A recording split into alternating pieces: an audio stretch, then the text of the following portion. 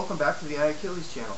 I'd like to talk about a few things that are just going on in my mind. I haven't been making a lot of videos lately because a lot of things just don't make sense.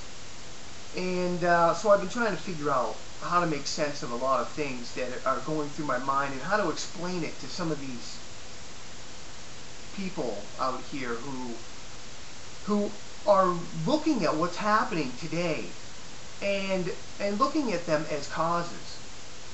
You know, the financial collapse, the banks caused it. Instead of looking at that as a symptom of something bigger, something hidden from your view. And so I started questioning things a little bit different. For example, I questioned outsourcing of jobs, NAFTA, for example. If the federal government wanted to empower the middle class, like they say they do, why would they create policies like NAFTA, which allow for the outsourcing of jobs, creates an environment which makes it more beneficial for businesses to leave the country? Why would they do that? And then along with the unions, you know, demand more and more of more and more from these companies in this country, which forces them to leave because it's legal for these companies to pick up and move their businesses elsewhere. Remember, it's a global economy. And why would they do that if they wanted to empower the middle class? I just couldn't wrap my mind around it. But I know now why. I know now why. Because it's not about making it better or creating a better life for the middle class. It's about destroying the middle class and then projecting responsibility of that destruction, job loss, onto the corporations. When it was the federal government, the progressive movement within the federal government that created the environment and the policy that encouraged it. I'm trying hard to understand. This. So Harry Reid's running on, you know, we can't give tax cuts to companies that outsource our jobs. They're not outsourcing your job, Harry Reid. They're outsourcing the jobs of the middle class because of a bill that you supported. Do you see how he's projecting responsibility when he voted for it?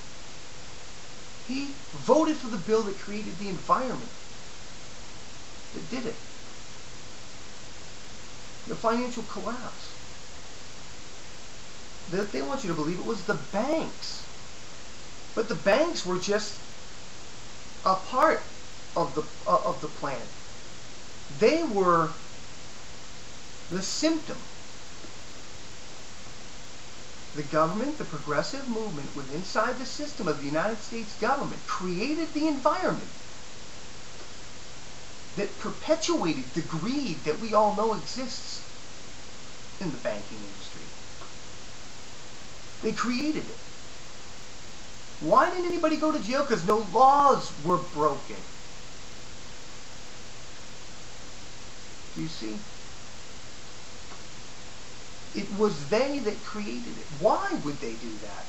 Why would you force banks, create regulations that force banks to give loans to people you know can't afford it? Why would you do that if you cared about these people in this country? You wouldn't. It's because they're doing this to create a reformation.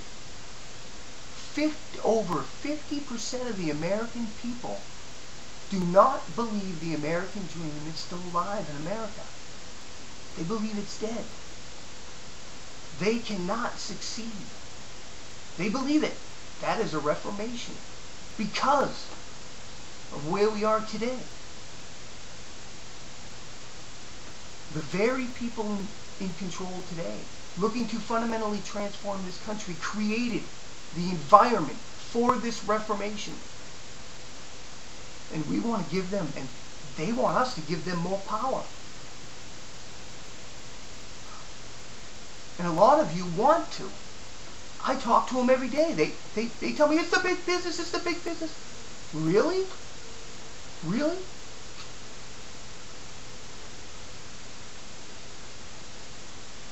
It's the progressive movement.